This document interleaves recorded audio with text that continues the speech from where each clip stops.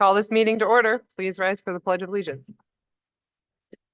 I pledge allegiance to the flag of the United States of America and to the republic which stands one nation under God, indivisible, with liberty and justice for all. The clerk may now take the roll. Councilmember Porter, Present. Councilmember Middleton is absent. Councilmember Kavanaugh, Present. Councilmember Dundon, Present. Councilmember Costi, Present. Councilmember Hotchkiss, Present. Council President Matavetsky. Present. Thank you very much. Let's see. We have no public hearings to consider or set today, so we move on to public comment. If anyone is wishing to speak, please come on down, be respectful. Oh, did I jump? I jumped right over it. Acknowledgement and Sorry, we did have a committee meeting. Oh, and approval of do we have minutes from our last meeting yet? All right.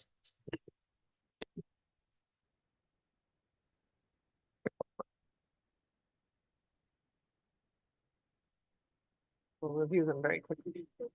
We'll do a report from committees and then move on to approval of the minutes. So we had a planning committee meeting this week, so I'll hand things over to Councilman Hotchkiss. Yep. Thank you, President Matavetsky. We had a planning committee meeting yesterday to discuss the sale of vacant parcels on Charlotte Street for the development of extremely low income housing. I think the conversation went very well, and we're learning more about all the hoops that a developer would have to go through and the process that the city undertakes to facilitate that sale. And if you want to see the whole meeting, it's up on the website. So that's all. Thank you. Were there any other boards or commissions that met since our last meeting? Okay. So we'll have approval of the minutes. Is there a motion? And this is the approval of the minutes from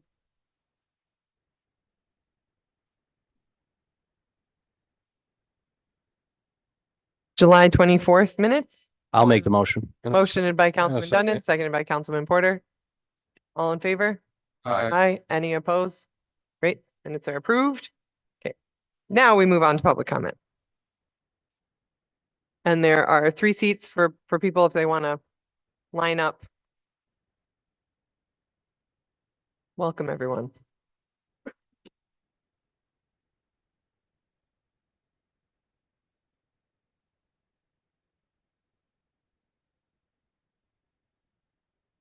Good evening. My name is Terry Renia, and I live on the west side of Binghamton. And I'm here tonight to discuss the proposed referendum for the Human Rights Commission.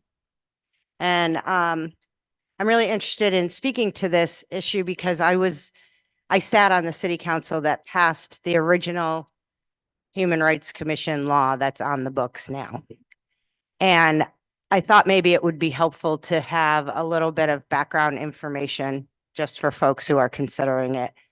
There was a great deal, months and months and months of research and legal opinions and advice that came both from Corporation Counsel at the time and from New York State Human Rights Commission that guided the drafting of the original Human Rights Commission. That board was intended to be educational, advisory, and not to be anything except a resource, a free resource to the residents of the city of Binghamton. There was no intent for it to cost the city money. The board was set up with appointments from both the mayor and from city council. The intention was to make it as representative as possible. And basically the intention was for it to serve as a resource for residents of the city of Binghamton. So I read with great interest the mayor's veto, and I have just a couple of things that I take issue with. In the very beginning, the mayor begins his message by saying that from the beginning, since its inception, it was deeply flawed in both legal reasoning and practical operation. I'm not really sure what the mayor bases that on, because it was his predecessor who basically cut the legs out from under the commission. And it was his predecessor who saw to it that the commission was never filled and never able to fulfill its original intention once he took office. So to call it deeply flawed in practical operation is really unfair, because it really hasn't operated since the current mayor began working in this building. So I'm not sure that he really understood that, and I take a little bit of an issue with that. The other thing that I take issue with is he talks about, not replicating things that are already available at the state. But the thing is, the local commission was intended to help the average resident, and often residents who are in crisis for some reason, to navigate the bureaucracy of a state human rights commission, to file a suit, give them advice, tell them where to go, let them know if what they think is a human rights violation maybe isn't a human rights violation. It's all intended to be advisory and guiding and supportive of our residents, which is all that we want, right? We just want to support our residents. The part of the state human rights law that the mayor has chosen to highlight in his veto message, which talks about laws being enforced, I mean, this again was not intended to make or enforce any laws. The local Human Rights Commission was intended to advise on legislation, and they did. And ultimately, I believe that is what led to the demise of the local Human Rights Commission, was the previous mayor's disagreement with some legislation that was being advised on. But the Human Rights Commission, the thing that everyone needs to remember is that it was established to serve as a resource for residents. It was educational, it was advisory, and it was what you all, when you put your names on the line and did the work to get in these seats and do the work every week, every day to represent your constituents, what you signed up to do. And elected officials can't be expected to serve every role for every person. And that is indeed why you have a conservation commission and a traffic board and a community development advisory commission and all of these different commissions, because you guys certainly can't sit at every single one of those meetings. And you certainly, as hard as you work at staying in touch with your constituents and knowing what they want, other voices, other folks at the table make a difference. You have 1 minute left. Great. I'm grateful to this council for pursuing this. I hope that this will go forward. I hope this will be on the ballot in November. Every single person in this building, from the mayor's office right on down, talks about how they want resident involvement and resident input. Put it on the ballot. Let the residents have a say. Thank you. Thank you. Next. Welcome. Thank you. Hello, everyone. My name is Aviva Friedman. I live in the city of Binghamton. I also used to serve on the city council. I used to represent District 4. And when I was on the city council, I tried to essentially reinstate the Human Rights Commission as well. I say essentially reinstate because the fact of the matter is that the Human Rights Commission has been on the books since its inception, right? We have had a Human Rights Commission. It has just been empty. So the issue then, in my eyes, is that the appointment procedures are what's not working. If the commission is there, but it's empty, there's a reason why nobody is being appointed to the Human Rights Commission. So when I went about doing research for this legislation, one of the people who I spoke to was the commissioner of the Division of Human Rights at New York State, right? The head honcho, the person who is in charge of the entire Division of Human Rights at New York State. So I agree with the mayor when he says in his veto message that matters of human rights and complaints of discrimination should be dealt with at the state level, insofar as the enforcement or the legal procedures, yes, should be dealt with at New York State. But guess what? The commissioner of the DHR told me that actually local human rights commissions are helpful for that process, because there are times when issues can be resolved locally, right? By, I guess, a jury of one's peers. If a complaint can be addressed locally by someone, by a commission who maybe could make a referral to a local resource, that's great. That takes a load off of the overburdened system at the human rights, the Division of Human Rights at New York State. She additionally told me that the New York State Division of Human Rights can help with establishing local human rights commissions. It's in their best interest to do so. We obviously don't need that help because we have already established a human rights commission, but it goes to emphasize the fact that they want people, they want municipalities to have this local resource, right? They're not saying, oh, you're taking away our power at the state. They want it to be, a bottom-up kind of process. I additionally spoke with the directors of the commissions, the Tompkins County Human Rights Commission and the Dutchess County Human Rights Commission. Their names are escaping me at the moment, but the Dutchess County HRC was actually defunded and then reinstated. So they have gone through somewhat of a similar process that we are in Binghamton. And they said the same thing that the commissioner of the DHR said, is that what they do is they can volley complaints. They can send it up the ladder if it becomes clear that it is necessary to do so. But if a complaint can be resolved locally, it will be. There's a chance, like the previous speaker said, there's a chance that something might not be a human rights violation, and instead it can be resolved by a local, nonprofit or something like that. So You have 1 minute left. thank you.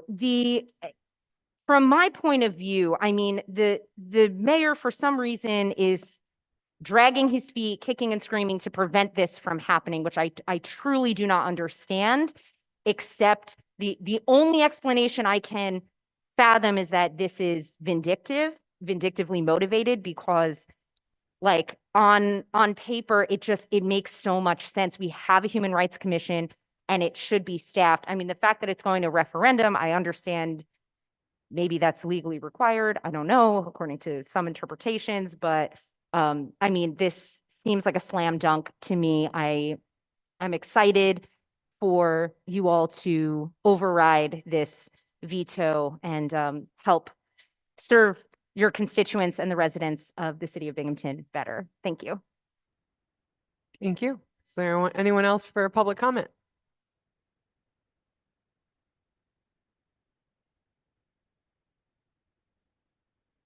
Anyone else? All right. I'll pass things over to the clerk to read in the public comments we received via email by 1 p.m. today.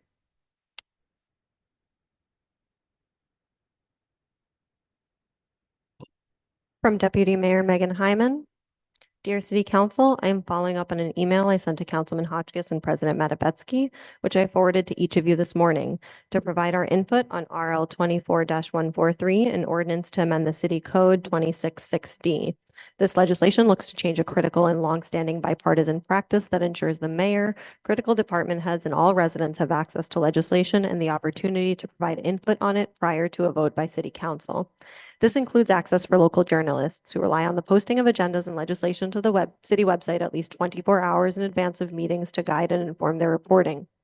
While we might be unclear on the intent of the legislation, we have serious concerns that the proposed change clashes with transparency requirements and best practices for good government and will interfere with the public's right to know. From a practical standpoint, there should never be a scenario in which it isn't practicable to have legislation available to the public 24 hours prior to a vote. We should all be working to make sure situations like the one Councilman Hotchkiss referenced at last month's work session are rare occurrences. When they do happen, it's best practice for City Council to do what's needed to ensure the public has 24 hours notice ahead of a vote, as done last time in calling for a special meeting. Other city councils going back years have done the same. Members of the City Council have talked a great deal about the importance of transparency in government, and this seems like a significant step away from that, regardless of intention. As I've said previously, I'm happy to meet on this and/or attend a committee meeting if you wish to discuss further. Otherwise, I urge you not to pass this legislation. Thank you, Megan Hyman. Thank you. Any further? That's it? All right. All right, so next, we will, thank you for everyone who spoke. We'll move on to the review of the mayoral veto received regarding local law LL 24-02, a local law to amend City of Binghamton Charter, Chapter 45A, Binghamton Human Rights Commission. The clerk will read into the record the mayor's letter on this matter. President Matavetsky, I have vetoed local law 2402. Since its inception, Binghamton's Human Rights Law and Commission have been deeply flawed in both legal reasoning and practical operation.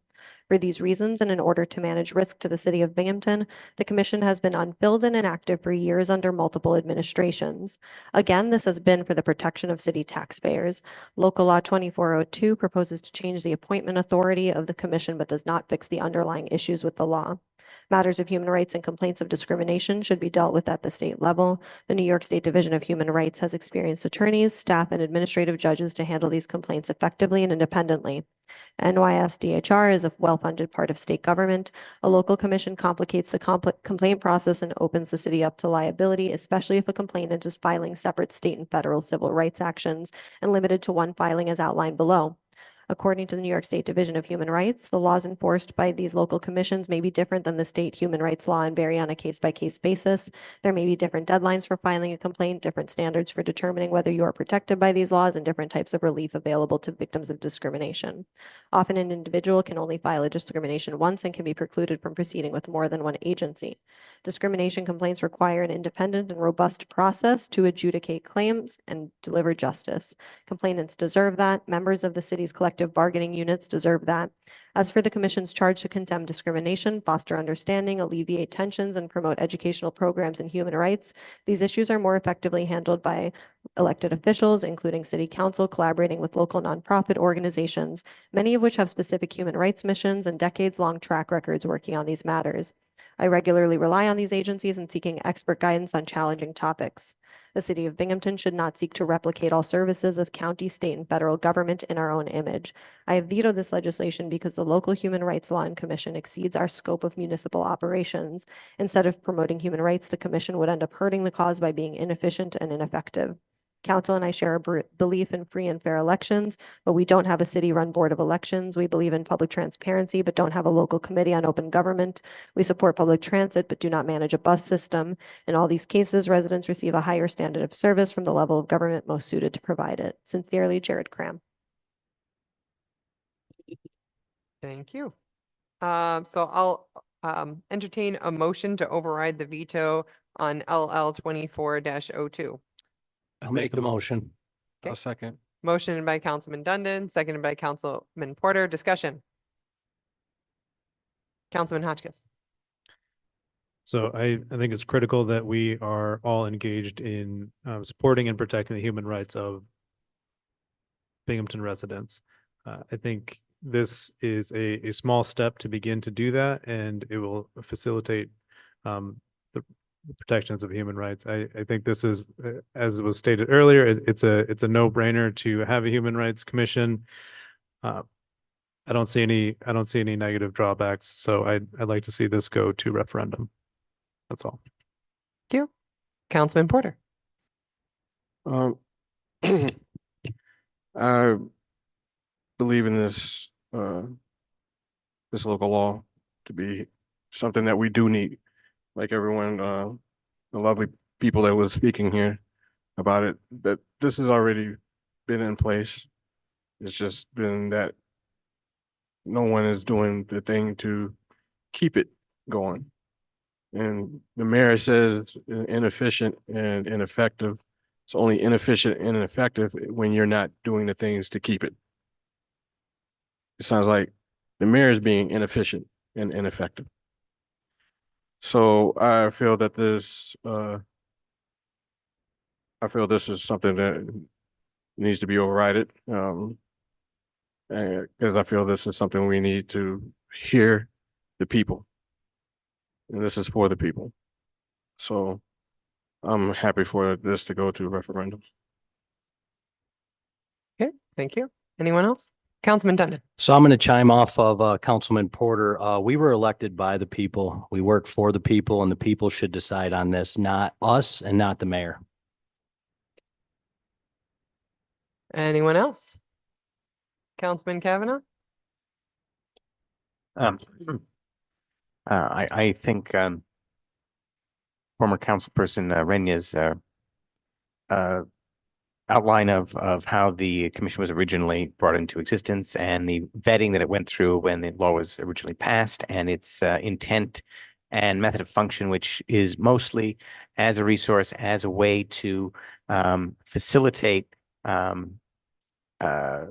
community knowledge, community involvement, and facilitate complaints that are important, that are consequential, getting to where they need to go, is an important function that the city can be helping to perform.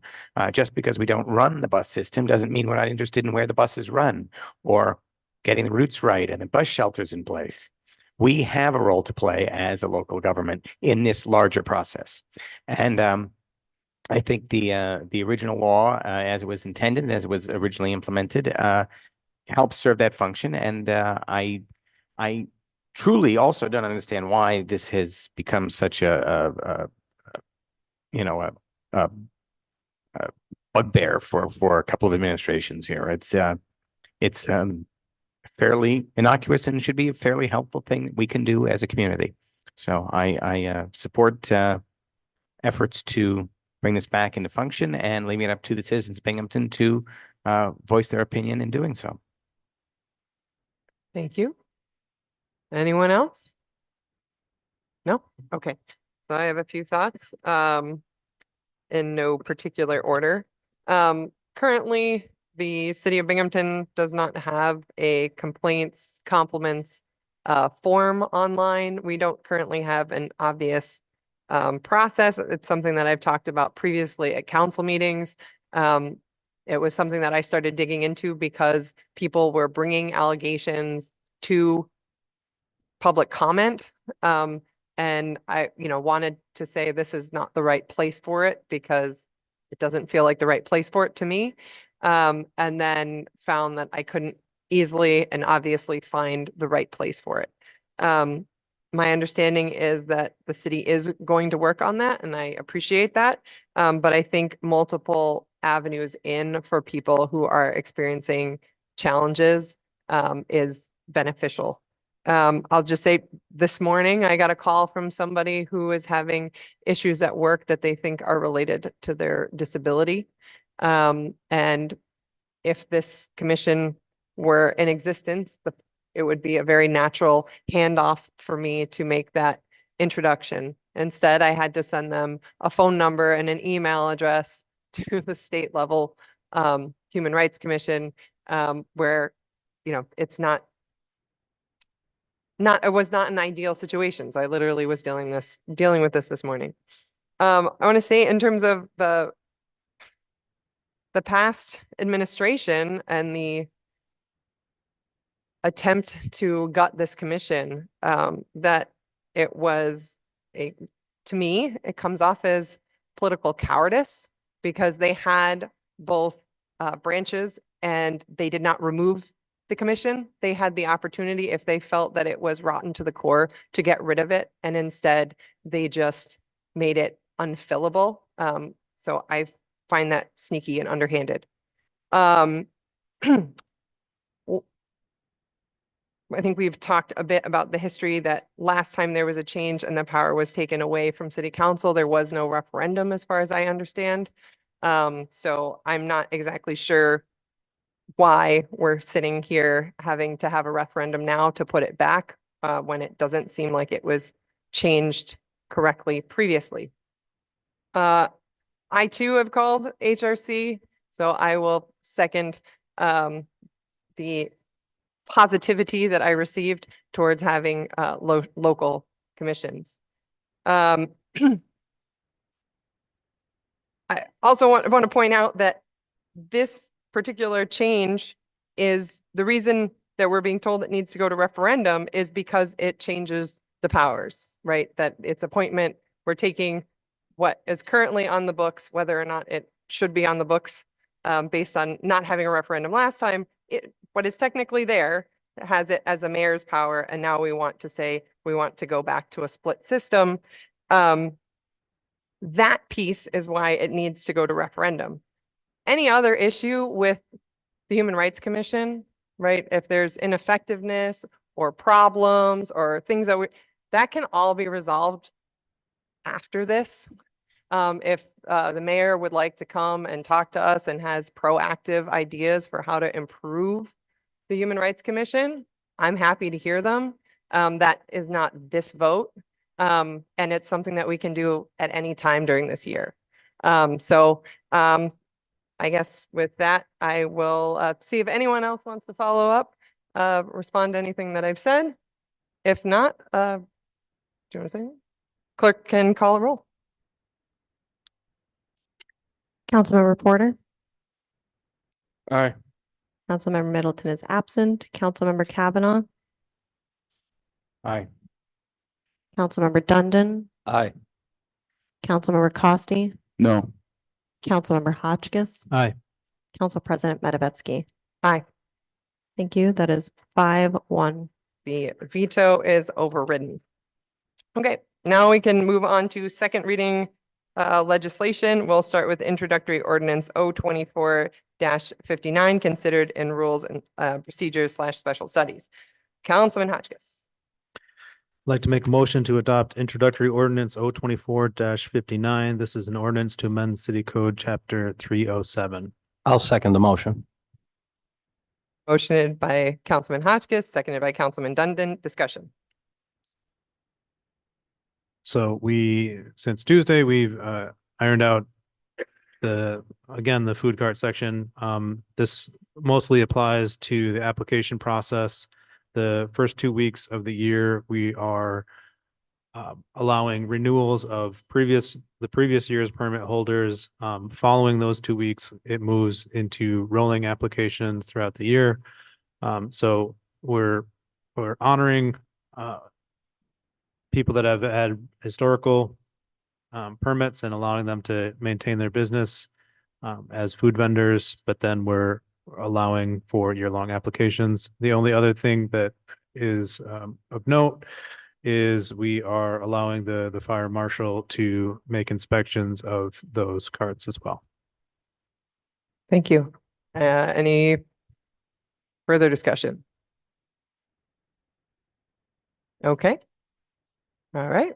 We're excited about this one. Yes. All right. Let's call the roll. Councilmember Porter, Aye. Councilmember Kavanaugh. Aye. Councilmember Dundon, Aye. Councilmember Costi. Aye. Councilmember Hotchkiss. Aye. Council President Matavetsky. Aye. Thank you. That is 6-0.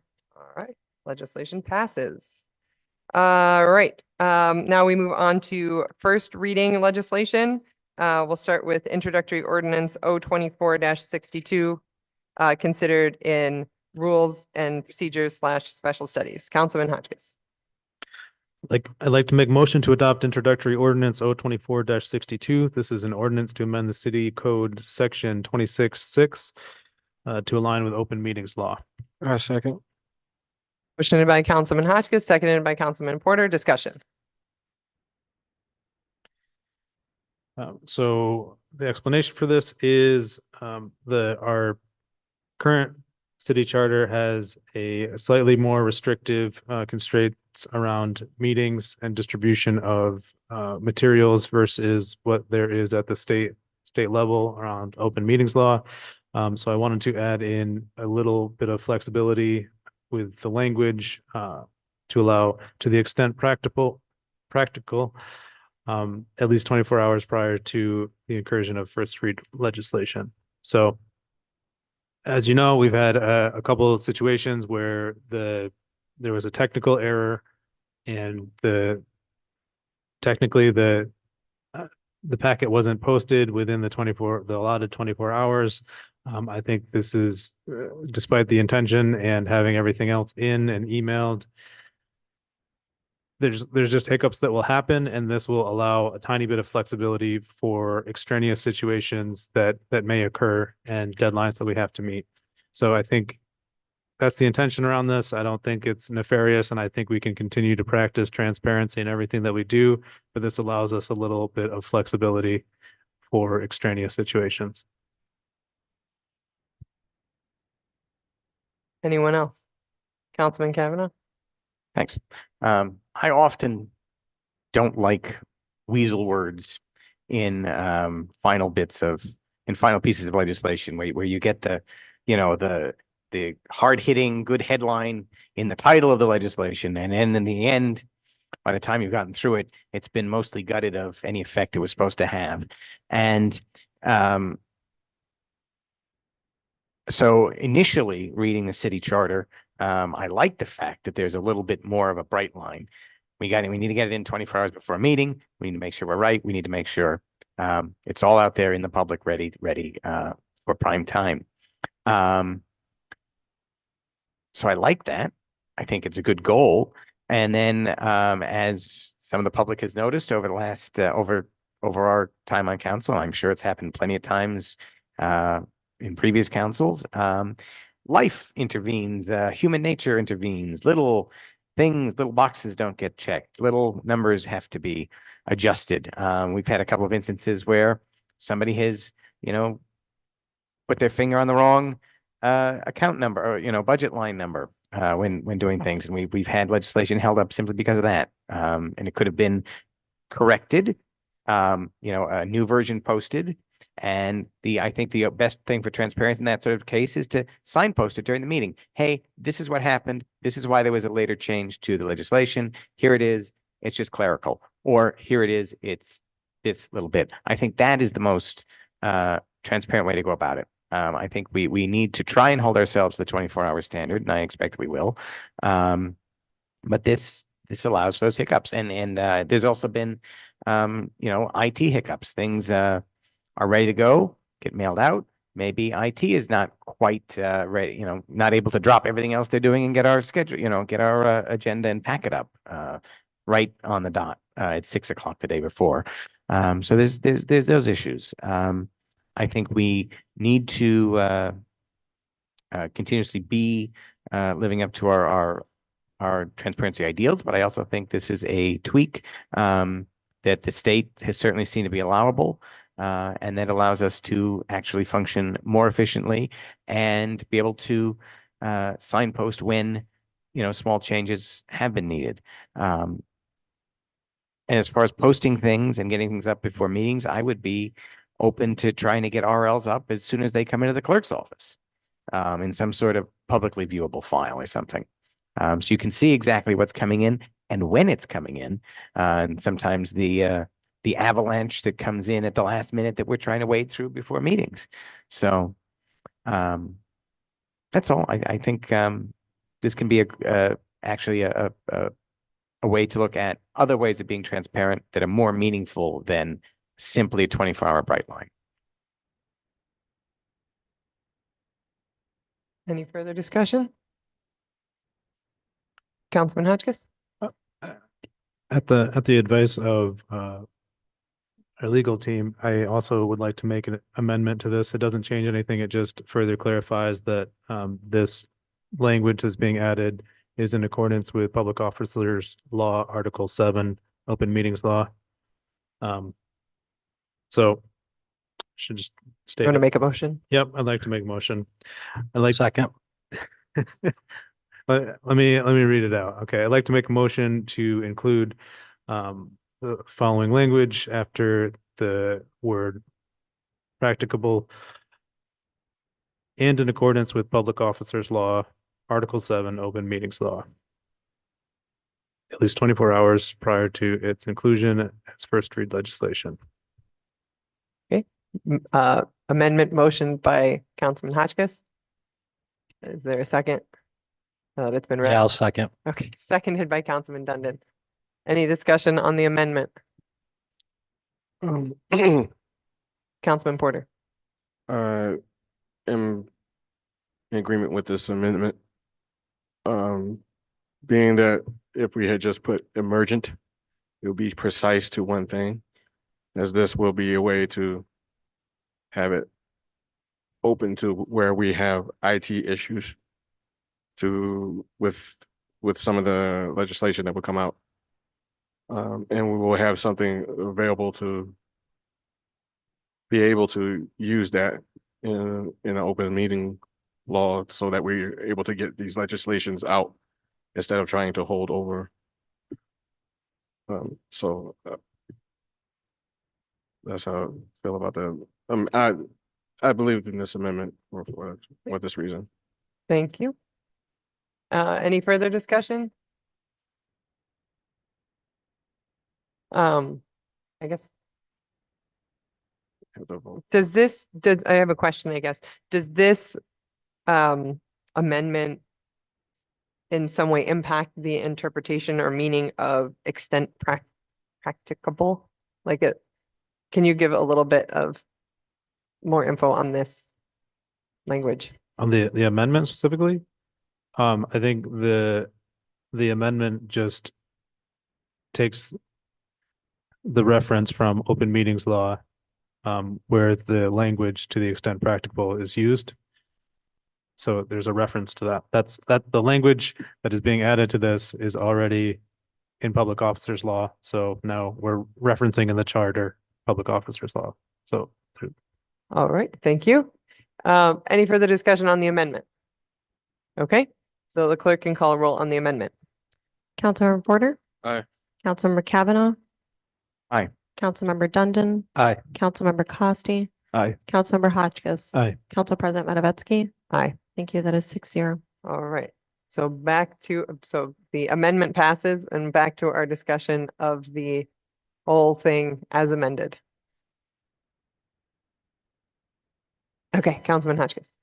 all right, the last thing that kind of struck me when there was pushback on this was that I remember after watching many city council meetings before taking office that there seemed to be a very consistent theme where Councilmember Friedman and Councilmember Riley would receive legislation an hour or so before, and it would be a part of a 100-page packet, and they were expected to have a intelligent conversation on different information that they received without any opportunity, let alone 24 hours in advance notice. So I think this hasn't been held to, hasn't been enforced very much, and I think it's a little bit hypocritical to be saying that we're not being transparent by adding this language.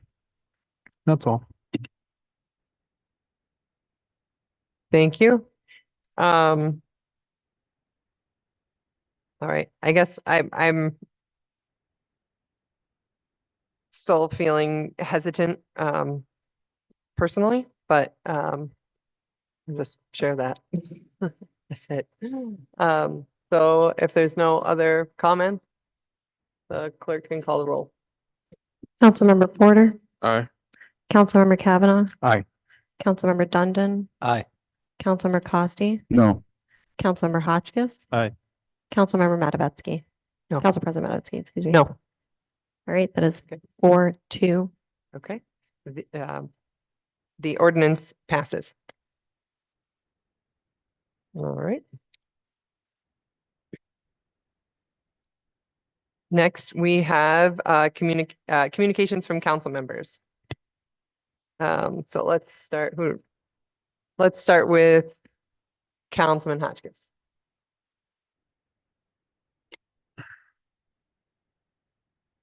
Just thank you all for supporting the referendum for the Human Rights Commission. I think it's going to pass in referendum, and it'll be a great change for the city. Other than that, I don't really have any comments to make right now. Thanks. Thank you. Councilman Costi. No comment tonight. Thanks. Councilman Dundon. So I just want to congratulate this council for being the second time we've overrided one of the mayor's vetoes. We need to stand our ground at times. And we need to not back down at times because we will get pushback on everything we work on and everything we try to get across his desk. So the fact that we stand together at times and we push back and override him is really a wonderful thing. And it shows the residents that we are here to represent them. Thank you. Councilman Porter. Just to piggyback off of Councilman Dundon, I am I'm starting to get a glimpse of hope with this council, just because of doing this, to override the veto, especially when we know that it is good for the people. So I'm glad we did this. I'm hoping to do more of this in the future because I'm expecting it from who we're coming from and how this person is. So I have a little bit of glimpse of hope in this council. So thank you. Thank you. Councilman Kavanaugh. Just a quick word of congratulations to the new class of Binghamton firefighters that graduated today. I think some folks were there. I couldn't make the ceremony, but congratulations to them. And Binghamton is looking forward to their service, I'm sure, and we appreciate their efforts and at protecting us all from fire. So. Thank you. Yes, so I was going to share a bit about the firefighter graduation today. I didn't know, not to get emotional, but I didn't know I could cry from bagpipe music.